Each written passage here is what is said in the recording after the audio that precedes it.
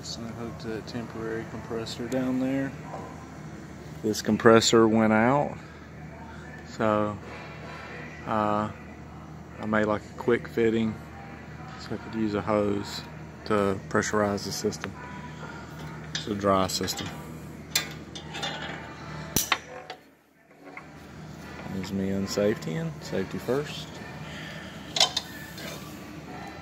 That's the water coming in right there.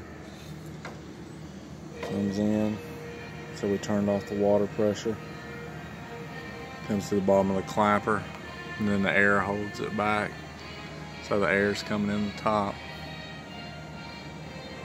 water's coming in the bottom of it. You drain the air off, turn that little valve right there, and the air will start coming off. If you don't turn that off first, it'll trip the clapper inside there. And then you'd have to drain all the air off and then reset the clapper. I don't do that kind of stuff. That's a sprinkler fitter's job. I'm just doing this because we were in a pinch. Get it done. It's an emergency service call, so I'm making it work.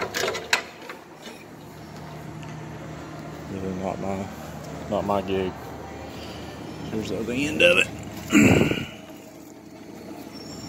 So I plugged up the compressor first and let it build up some pressure.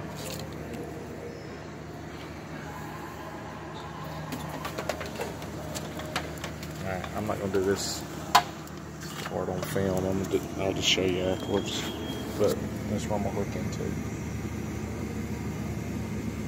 Alright, please like and subscribe.